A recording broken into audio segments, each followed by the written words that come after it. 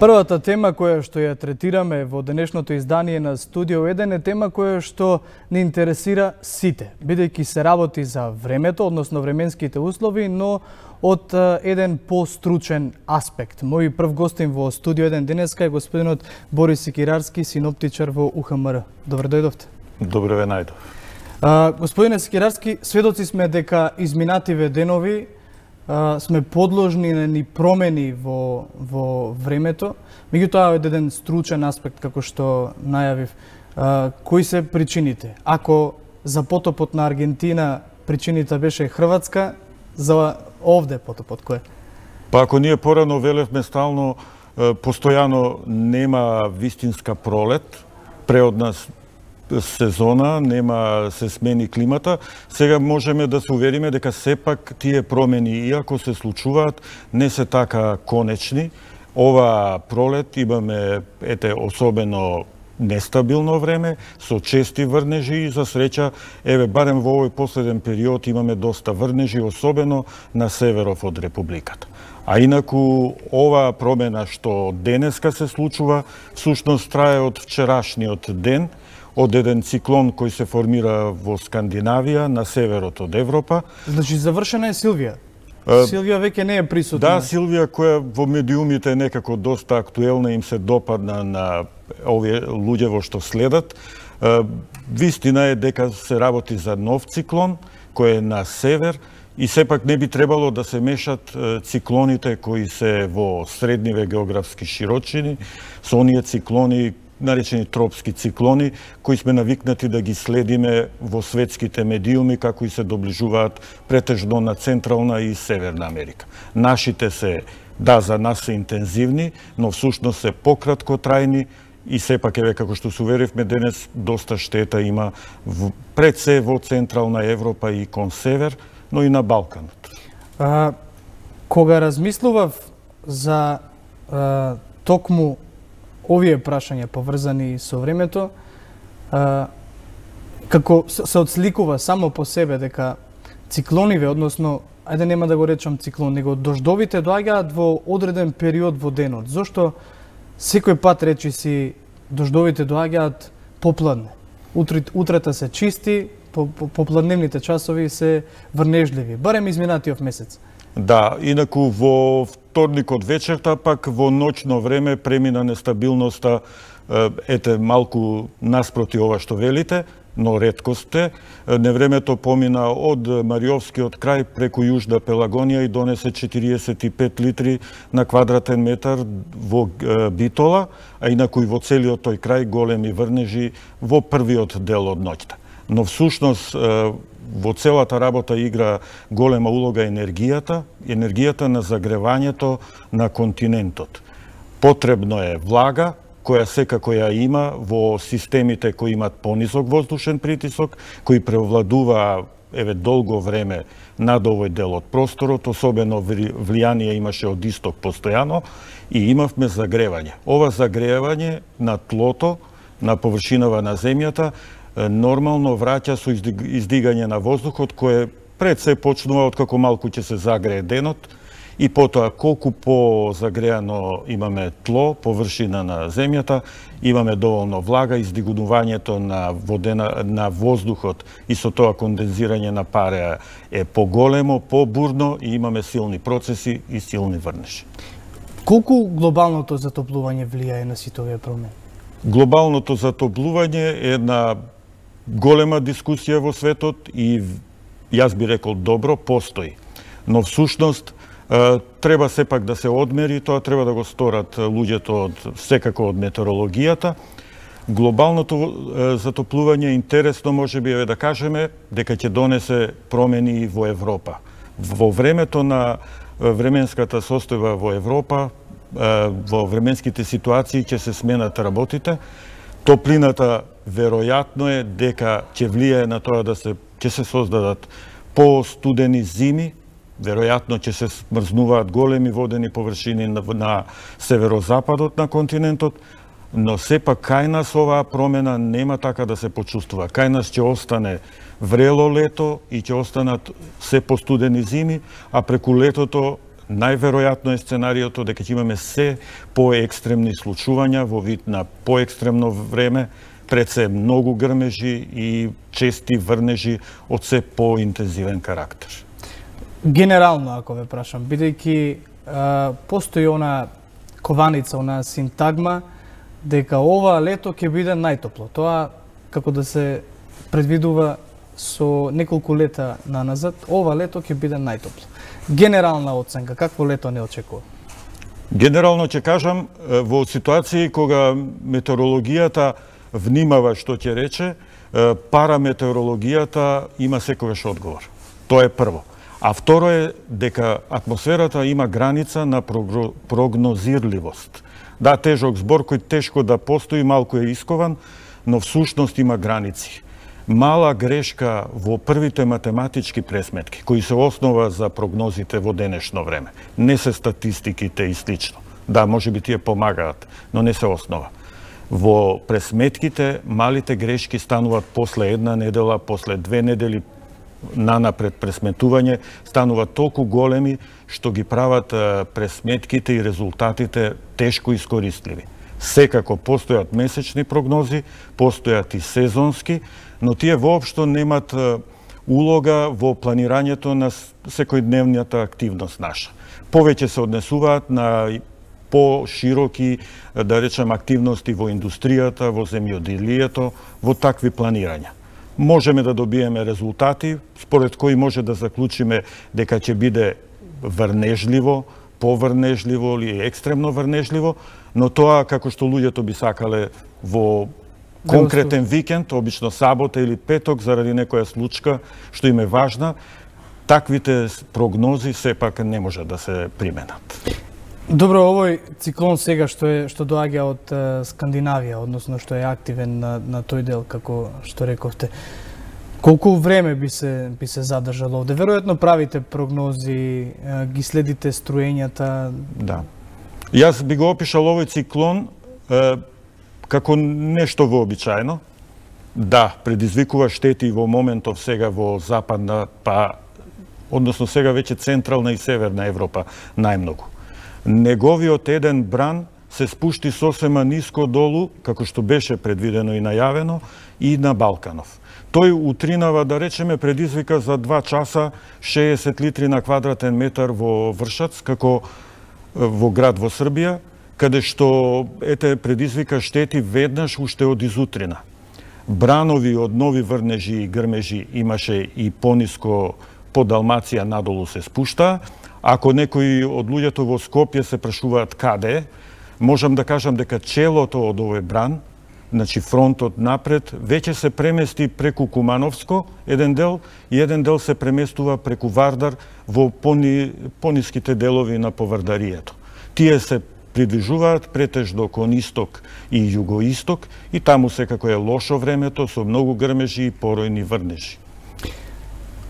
Следното прашање е веројатно интересно за многу од гледачите, а тоа се имињата. Секој пат циклоните носат со себе имиња. Еве, овој беше Силвија, имаше Тодор. Во Њу Орлеанс направи проблем Катрина. На кој начин се добиваат овие имиња? Предпоставувам дека не се работи, ајде ќе напишеме неколку имиња, па сега ќе извлечеме и како се добиваат имиња? Така ќе направиме. Значи, на американскиот континент е вообичаено да се подготви листа на имиња, каде што оние имиња кои предизвикале големи штети нема да се повторуваат веќе никогаш, за да Катрина остане за секогаш Катрина поради она голема штета што ја предизвика во САД. Да биде полесна асоциацијата. И тогаш, да, тоа име нема веќе да се повтори. Некои имиња кои останале незабележани, бидејќи може да се случи во една недела да има и 3 активни, ќе кажам, тропски циклони, а не како овие наши се умерени сепак. Тие 3 активни ќе потрошат 3 имиња од листата. Потоа во сезоната уште ќе се појават. Но буквално се оди по ред по листа, и така е поедноставно за луѓето да знаат што се случува, бидејќи е асоцијативно името веднаш за нешто што конкретно се случило или се случува во моментот. Значи, тоа се имиња кои што се напишани, и потоа ако се работи за ураган, циклон, што и да е, кој што доаѓа со голем интензитет, веројатно нема да биде Катрина, или Катрина се пензионира во моментот кога престанува? Веќе нема да има Катрина. Така. Ова што беше јакото, што си го зачува името на токму тоа случување. Тоа помага на луѓето, бидејќи веднаш штетите се големи, дури сега во Западна Европа. Со тоа мора сите, па и кај нас, например, да бидат известени веднаш што се случува, колкав е размерот на случувањето, што може да очекуваат и што да сторат од тоа што наидува. Некако да ги намалат штетите. И мие да ги измислуваат синоптичарите или? Јас повеќе би се задржал дека сепак американската служба е една водечка служба. И тоа го прави и со одредена, значи тоа е резултат на искуство дека дава резултати. И кај нас, на Европа, на европскиот континент, поголемите служби постапуваат на сличен начин, дури и антициклоните, бидејќи носат топлина во летото, и тие добиваат имиња, и тоа на некој начин е сепак, популарно е. Така. Ако Скопје важи за трусно подрачје, каде што, не може да се предвидено, се очекуваат земјотреси, во Америка вообичаени се урагани и торнада. Дали во Македонија постои еден простор кој што може да биде опасност за баш појава на такви нешта на кои што не сме навикнати да ги гледаме? Значи, и биве допрашал само за што би требало да се, ако има, за што би требало да се подготвуваат земјоделците, нив најмногу ги интересирало. Да, добро, штетите сите може да не погодат. Но рековме, урагани нема на ова географска широчина на нашиот континент. Има циклони. Тие се од помал размер, пократкотрајни се и секако од нас ни предизвикуваат проблеми. Торнада може да кажеме дека има во Европа. Тие се сепак не достигнале таков степен на развој. Помал степен, мислам дека до категорија 4, може би некои листи ќе ме демантират, до категорија 4.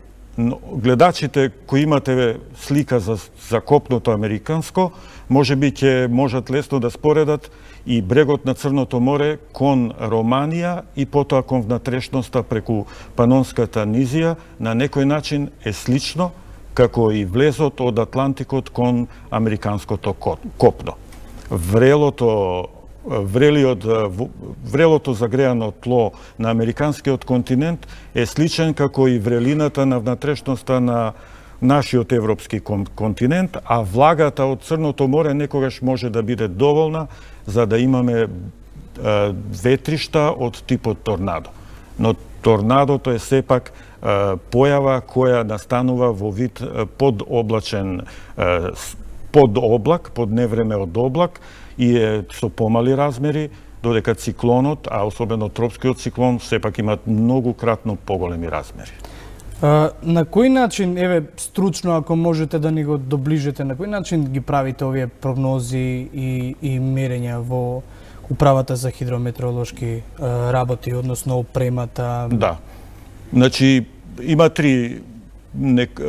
Ние мораме да имаме постојани мерења. Тие мерења мораме постојано да ги архивираме. И да ги апдейтирате во исто време? Постојано. Бројот на податоците се зголемува. Не само што се зголемува со годините, него се зголемува и бројот на мерните места и бројот на станиците. Од друга страна, ние мораме да водиме сметка и со начинот на создавање на прогностички материјали. Затоа имаме и најнова верзија на прогностички модел, кој сега работи од пред некој месец во Управата на хидрометеоролошки работи. И тој модел ни овозможува да имаме прогнозирани прогностички материјали за 72 часа, за 96 часа нанапред за Балканот, Македонија и малку пошироко за нашиот регион. Од друга страна, освен прогностичките модели, се обидуваме да ги следиме работите и во моментот. Тука ни помагат сателитскиот приемник кој го имаме веќе неколку години и од друга страна и сега модернизираниот радар на Ѓуриште, радарскиот центар, и уште еден радар кој работи заедно, двата заедно работат, и едниот е на Тополчани. Овие два радари произведуваат радарска слика на секои 6 минути, пресек на атмосферата над Македонија, а ние во синоптика, во Управата за хидрометеоролошки работи, имаме пристап до овие слики, па дури можеме и да правиме и вертикален пресек на одредено место, ако тоа е потребно.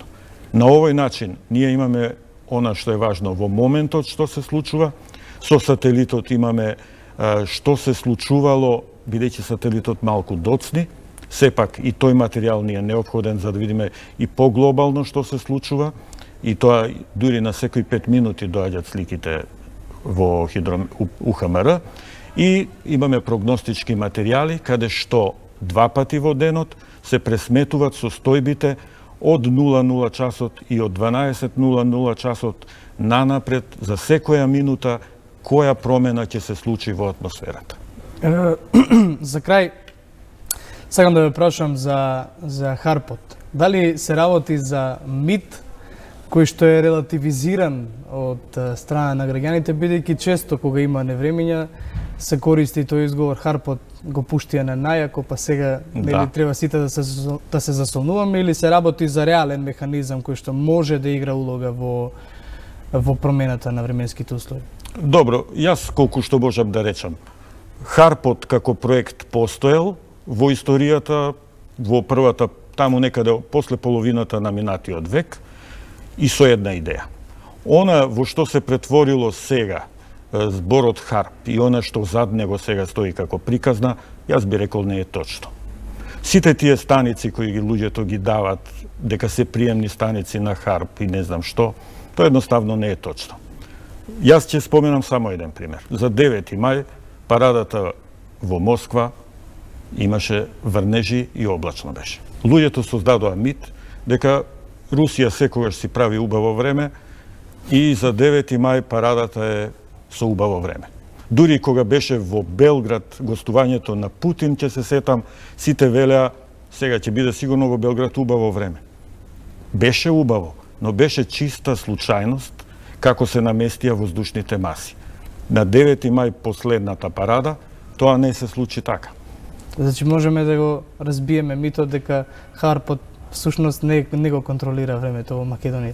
Харпот всушност, да, активности за контрола и модификација на време постои, негде тоа се спроведува и дури на секојдневна основа, влијание да се избегнат некои негативни појави, но всушност не би требало да ги викаме Харп, бидејќи Харп е нешто што е дел од историјата, можеби е некоја скриена се уште активност, но не е она што замислуваме, бидејќи огромни се енергиите кои се преместуваат во текот на процесите, на ваква една нестабилност, како што во моментов се случува во Европа.